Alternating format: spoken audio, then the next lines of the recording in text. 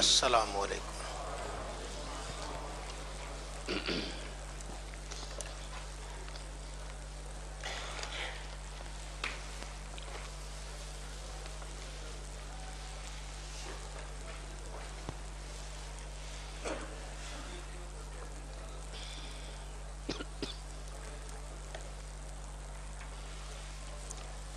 بسم اللہ الرحمن الرحیم۔ بسم اللہ الرحمن الرحیم۔ عن انس رضی اللہ عنہ قال جاء ثلاثۃ رخت الى بیوت ازواج النبی صلی اللہ علیہ وآلہ وسلم یسألون عن عبادت النبی صلی اللہ علیہ وسلم فلما اخبروک انہم تقالوها وقالوا این نحن من النبی صلی اللہ علیہ وآلہ وسلم قد غفر له ما تقدم من ذنبه وما تأخر قال احدهم اما انا فاصلی لیلا ابدا وقال الاخر وانا اصوم الدہر ولا افطر وقال الاخر وانا اعتزل النساء فلا اتزوج ابدا فجاء رسول اللہ صلی اللہ علیہ وآلہ وسلم الیہم فقال انتم الذین قلتم کذا وکذا اما واللہ انی لا اخشاکم للہ واتقاکم لہ لکنی اصوم وافطر واصلی وارقد وَتَزَوَّجُ النِّسَاءَ وَمَنْ رَاغِبَ عَنْ سُنَّتِي فَلَيْسَ مِنِّي۔ حضرت انس رضی اللہ عنہ سے روایت ہے کہ تین آدمی حضور نبی کریم صلی اللہ علیہ وسلم کی ازواج مطہرات رضی اللہ عنہن کے گھر آئے اور ان سے حضور نبی کریم صلی اللہ علیہ وسلم کی عبادت کے متعلق پوچھنے لگے۔ جب ان کو اس کی تفصیل بتلائی گئی تو گویا انہوں نے اسے کم سمجھا اور کہا ہمارا اور حضور نبی کریم صلی اللہ علیہ وسلم کا کیا مقابلہ، آپ کے سبب سے تو آپ کے اگلوں اور پچھلوں کے تمام گناہ معاف کر دیے گئے، اس لیے ہمیں تو آپ سے زیادہ عبادت کرنے کی ضرورت ہے۔ چنانچہ ان میں سے ایک نے کہا میں تو ہمیشہ ساری رات نماز پڑھا کروں گا، دوسرے نے کہا میں ہمیشہ روزے رکھوں گا، کبھی روزے کا ناغہ نہیں کروں گا، تیسرے نے کہا میں عورتوں سے کنارہ کش رہوں گا اور کبھی نکاح نہیں کروں گا۔ حضور نبی کریم صلی اللہ علیہ وآلہ وسلم کو جب یہ باتیں پہنچی تو آپ ان کے پاس تشریف لائے اور ان سے پوچھا تم نے اس طرح کہا ہے؟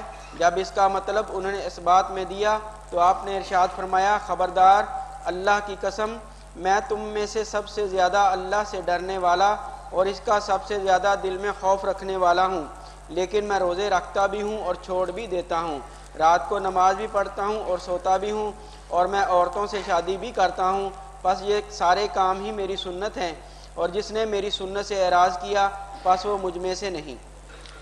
نبی عربی صلی اللہ علیہ وآلہ وسلم کے پاس تین آدمی آئے اور انہوں نے آپ کے گھر سے آپ کی عبادت و ریاضت کے بارے میں پوچھا،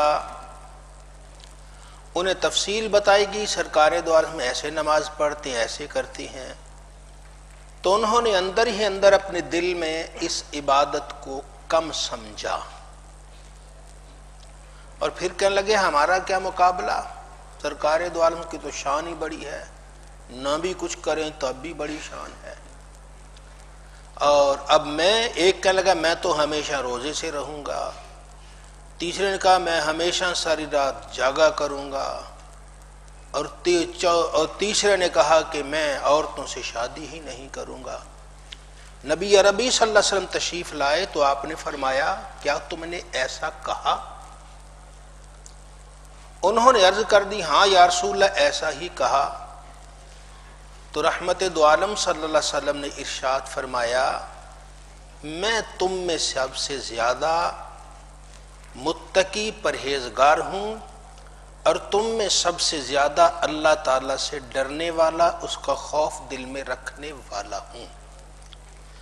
یہ سارے کام میں روزہ بھی رکھتا ہوں اور کبھی روزہ نہیں بھی رکھتا، رات کو جاگتا بھی ہوں کبھی سو بھی جاتا ہوں، اور میری شادیاں بھی ہوئی ہیں تو اس شاف میں یہ سارے کام میری سنت ہے، اور جس نے میری سنت سے اعراض کیا منہ موڑا وہ مجھ سے نہیں ہے۔ تو یہ نبی کریم صلی اللہ علیہ وسلم کی سنت مبارکہ پر عمل کرنا یہ سب سے بڑی عبادت ہے، سرکار دو عالم کی سنت مبارکہ پر عمل کرنا یہ اللہ رب العزت کو مطلوب ہے۔ تو جو نبی کریم صلی اللہ علیہ وسلم کے طریقہ مبارکہ پر چلتا ہے آپ کے ارشاد گرامی پر چلتا ہے، اللہ رب العزت اس پر مہربانی فرماتا ہے اور اس کے لیے اپنی رحمت کے دروازے کھول دیتا ہے۔ پھر نبی عربی صلی اللہ علیہ وسلم نے زندگی گزاری، آپ نے یہ اس لیے کیا تاکہ لوگ جو ہیں ان پر کہیں یہ چیزیں فرض نہ ہو جائیں، کہیں یہ چیزیں ایسی نہ ہو جائیں۔ اس کے بعد خلفائے راشدین کا دور آیا کہ جس میں نبی عربی صلی اللہ علیہ وسلم تو دنیا سے بظاہر چلے گئے، لیکن ان کا طریقہ سرکار دو عالم صلی اللہ علیہ وسلم نے اپنا ہی طریقہ قرار دیا، تاکہ جو چیزیں اس ڈر سے کہ کہیں فرض نہ ہو جائیں میں نے نہیں کی، یہ میرے خلفائے راشدین یہ کام سر انجام دے لیں، پھر تو وہ خدشہ نہیں رہے گا اب فرض ہونے کا۔ اب جس کا جی چاہے گا ایسا کر لے، جس کا جی چاہے نہ کرے۔ علیکم بسنتی و سنت الخلفاء الراشدین، تم پر میری سنت لازم ہے اور میرے خلفائے راشدین کی سنت لازم ہے۔ تراویح نبی کریم صلی اللہ علیہ وسلم نے مسجد میں آ کر 3 دن پڑھی، باقی اپنے کمرے میں گھر میں، لیکن سرکار دو عالم کے خلفائے راشدین نے یہ تراویح کی نماز یہ باجماعت ایسے کروا دی۔ کیوں؟ اس لیے تاکہ یہ امت کے لیے سنت بن جائے، اب فرض نہ رہے۔ کہ اگر سرکار دو عالم صلی اللہ علیہ وسلم ایسا کرتے مسلسل تو یہ فرض ہو جاتا۔ اب سرکار دو عالم صلی اللہ علیہ وسلم کے خلفائے راشدین نے ایسے کیا تاکہ یہ کام سرکار کے بعد یہ سنت قرار بن جائے، فرض نہ رہے۔ فرض تراویح سنت بن گئی ہے، اب وہ فرض نہیں ہے۔ اس لیے بعض بزرگوں نے یہ خلفائے راشدین میں سے ہی حضرت عثمان غنی رضی اللہ تعالیٰ عنہ ایک ایک رات میں پورے کا پورا قرآن پڑھ لیتے تھے۔ اگر سرکار دو عالم صلی اللہ علیہ وسلم ایسا کرتے رہتے تو کیا ہوتا؟ امت پر فرض ہو جاتا، امت پر فرض ہو جاتا۔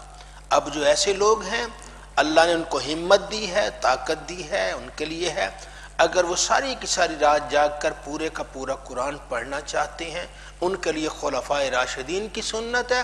اللہ نے اب دونوں رستے رکھے ہیں، جو جس رستے پہ چاہے چلے۔ اللہ تعالی ہم سب کو نبی کریم صلی اللہ علیہ وسلم کے بتائے ہوئے ارشادات پر عمل کی توفیق عطا فرمائے۔ سرکار کا یہی ارشاد بھی ہے کہ تم پر میری سنت اور میرے خلفائے راشدین کی سنت لازم ہے۔ اللہ تعالی ہم سب کو طریقہ مصطفیٰ پر چلنے کی سعادت عطا فرمائے۔ چلیں جی۔ گانے بجانے کا بیوپار کرنے والے شیطانی وصف سے متصف ہیں اور لوگوں کو صراط مستقیم سے گمراہ کرتے ہیں۔ اعوذ باللہ من الشیطان الرجیم، بسم اللہ الرحمن الرحیم۔ ومن الناس من يشتري لهو الحديث ليضل عن سبيل الله بغير علم ويتخذها هزوا أولئك لهم عذاب مهين۔ اور کئی ایسے لوگ بھی ہیں جو بیپار کرتے ہیں مقصد حیات سے غافل کر دینے والی باتوں کا، تاکہ بھٹکاتے رہیں راہ خدا سے اس کے نتائج بد سے بے خبر ہو کر، اور اس کا مذاق اڑاتے رہیں۔ یہ لوگ ہیں جن کے لیے رسوا کن عذاب ہے۔ بعض لوگ ایسی ہیں سودا کرتے ہیں، بیوپار کرتے ہیں ایسی بات کا جو انسان کو اللہ سے غافل کر دے۔ اللہ سے بعض کا کاروبار ہی ایسا ہے، وہ ایسا کاروبار ہے کہ وہ اس سے انسان اللہ سے غافل ہو جاتا ہے۔ اب بعض سیڈیز کا کاروبار کرتے ہیں، تو یہ ایسی چیزیں ہیں جب انسان بچہ کو گھر میں لاتا ہے تو اللہ سے وہ غافل ہو جاتا ہے۔ تو یہ چیزیں، اس چیزوں کا کاروبار جو ہے، بعض لوگ ایسا ہے کہ اللہ تعالیٰ سے غافل کر دینے والی چیزوں کا بیوپار کرتے ہیں، کاروبار کرتے ہیں، تاکہ وہ لوگوں کو نادانی میں بے علمی سے اللہ کے رستے سے گمراہ کر دے۔ اللہ تعالیٰ ہم سب کو اس سے محفوظ فرمائے۔ اور اسے کیا بنتے ہیں؟ اسے مذاق بنا دیتے ہیں۔ تو یہ اولئک لہم عذاب مہین، ان کے لیے رسوا کن عذاب ہے۔ اللہ تعالیٰ ہم سب کو صراط مستقیم پر سیدھے رستے پر چلنے کی توفیق عطا فرمائے۔ وہ رستہ جو گمراہی کا رستہ ہے، وہ رستہ جو گمراہ کرنے والا رستہ ہے، وہ کام جس سے انسان خود کا بگڑتا ہے، اگلی نسلیں بھی بگڑنے کا خدشہ ہے۔ اللہ ان سب چیزوں سے ہمیں محفوظ فرمائے، نبی کریم صلی اللہ علیہ وسلم کے پیارے ارشادات پر چلنے کی سعادت عطا فرمائے۔ اللہ تعالیٰ نے اگر کسی کو 2 پیسے دیے ہیں تو وہ یہ کام ایسا نہ کرے کہ جس سے انسان اللہ سے غافل ہو جائے، بلکہ وہ کام کرے جس سے رب اور رسول راضی ہو جائے۔ چلیں، گھنٹہ شیطان کا باجا ہے۔ عن ابی ہریرہ رضی اللہ عنہ قال قال رسول اللہ صلی اللہ علیہ وآلہ وسلم الجرس مزامیر الشیطان۔ حضرت ابو ہریرہ رضی اللہ عنہ سے روایت ہے کہ حضور صلی اللہ صلی اللہ علیہ وسلم نے ارشاد فرمایا گھنٹہ شیطان کا باجا ہے۔ ہاں، وہ قافلے چلتے تھے، قافلوں کے ساتھ وہ آگے گھنٹہ لگا دیتے تھے، وہ جدھر جانور چلتا ہے ٹن ٹن ٹن ٹن کی آوازیں آتی ہیں، تو یہ اس کا آواز کا کیا مقصد ہے؟ کوئی مقصد نہیں۔ اگر تم نے کرنا بھی ہے تو اپنے سواری پہ بیٹھے ہوئے قرآن کی تلاوت کرتے جاؤ، تمہیں کون روکتا ہے؟ رات کی تاریکی میں جا رہے ہو، اس میں تمہیں یہ بے فائدہ آواز کرنے کی کیا ضرورت ہے؟ اگر کرنا ہے تو تم اس سے کیا کرو؟ قرآن کریم کی تلاوت کرو، اللہ رب العزت کا پاک کلام کرو، ذکر الہی کرتے جاؤ، تو وہ انسان کتنے نصیبوں والا، بختوں والا ہے جو چلتے پھرتے بھی اللہ رب العزت کو یاد کرتا ہے، ذکر الہی میں مصروف رہتا ہے۔ ہاں، جو اللہ رب العزت کی یاد میں مصروف رہتا ہے، رب تعالیٰ اس کی جھولی بھرتا ہے۔ حضرت فضیل بن عیاض یہ ہمارے بڑے بزرگ ہیں، اور ان کا نام ان احادیث کی کتابوں میں بھی آتا ہے، پرانے بزرگوں میں سے۔ یہ پہلے کیا کرتے تھے جی؟ چوری چکاری، ڈاکہ زنی، لو جی ڈاکے ڈالنے ہیں جی۔ اب یہ تو ظلم در ظلم ہے، ایک تو کام ہی غلط ہے، اور اس میں ایک حقوق العباد کی بھی نفی ہے، لوگوں کا مال چھینا جاتا ہے۔ بہرحال یہ چلتے چلتے ایک جتھا سا بنا لیا، جتھا بناتے چوریاں چکاریاں، اب یہ شروع کر دیا کام، قافلے بھی لوٹ لیتے۔ اب قافلے کی آوازیں آنی شروع ہو گئی، انہوں نے کہا بھی وہ تیار ہو جاؤ، اپنے ساتھیوں سے کہا لوٹ لیتے ہیں۔ اب یہ اشارہ کرتے تھے، اشارہ کرنے کے ساتھ ہی لوگ وہ تلواریں لے کر قافلے پہ ٹوٹ پڑتے، جو مال شال چھینتے، جانور کوئی ان کو پکڑ لیتے، اگر کوئی زیادہ مزاحم ہوتا تو اس کو زخمی کر دیتے، مار دیتے، ایسے لوگ چیختے رہتے۔ اب یہ قافلہ چلتے چلتے جب یہ اشارہ کرنے ہی والے تھے تو کوئی قافلے میں قرآن کریم پڑھ رہا تھا، اور قرآن کریم پڑھتے ہی وہ اس آیت پہ پہنچا تھا الم یأن للذین آمنوا ان تخشع قلوبہم لذکر اللہ۔ کیا ایمان والوں کا بھی وقت نہیں آیا کہ ان کے دل اللہ کے ذکر سے خشوع میں آ جائیں، جھک جائیں؟ اللہ کے دل، ان کے دل یہ اللہ کے ذکر سے، اللہ کی یاد سے وہ خشوع میں آ جائیں، ان کی کیفیت۔ کیا ایمان والوں کا بھی وقت نہیں آیا؟ یہ کیا گویا انہوں نے پہلی مرتبہ سنی ہے، رونا شروع کر دیا۔ وہ قافلہ گزر گیا، وہ کرندے آگے کہنے لگے جناب چودھری صاحب، سردار صاحب، آپ نے یہ کیا کہہ لے کر سردار صاحب رو رہے ہیں؟ وہ کہتے ہیں جی ہوا کیا؟ رو رہے ہیں، بس یہی کہتے ہیں مولا آ گیا آ گیا آ گیا۔ وہ کیا ابھی ایمان والوں کا وقت نہیں آیا؟ جو رو رو کہہ رہے یا اللہ آ گیا آ گیا آ گیا، وقت آ گیا۔ اب وہ لوگ سارے ان کے جو تھے متحد تھے وہ آگے کہنے لگے جناب ہوا کیا؟ آخر انہوں نے بتا دیا، کہنے لگے اب تمہارا رستہ جدا ہے، میرا رستہ جدا ہے۔ تو وہ پھر کہتے ہیں نہیں جناب، اگر بدی میں امام تھے تو نیکی میں بھی آپ ہی ہمارے امام ہوں۔ سب کلمہ پڑھ کے وہ پھر راہ راست پہ، سیدھے رستے پہ آ جاتے ہیں۔ تو یہ قافلے میں قرآن کریم کی برکت تھی۔ یہ قافلے میں اگر کہیں آپ نے کم کرنا تو بے فائدہ کام نہ کریں، آپ فائدے والا کام کریں، رحمت والا کام کریں، اور لوگوں کو قرآن کریم کی تعلیم دیں، خود ذکر الہی کریں۔ تو یہ ذکر الہی کبھی کسی کے دل پہ بھی اثر کر دیتا ہے، کسی کے دل پہ بھی یہ ذکر کام کر دیتا ہے۔ کیوں نہیں؟ کوئی کرنے والا ہو تو صحیح، دل کی دنیا بدل جاتی ہے۔ کوئی کرنے والا ہو تو صحیح، دل کی دنیا بدل جاتی ہے۔ زبان ہو برکت والی، زبان ہو رحمت والی، اور اس سے کوئی اللہ کا ذکر کرے تو وہ اس کے ذکر سے اس دل سننے والے کی دل کی دنیا بدل جاتی ہے۔ آخر وہ بدل گئے، سارے امام بن گئے، چوری چکاری۔ اب جس کا وہ پیسہ چھینا تھا اس کو یاد کر کر کے پیسے واپس کر رہے ہیں، معافیاں مانگ رہے ہیں۔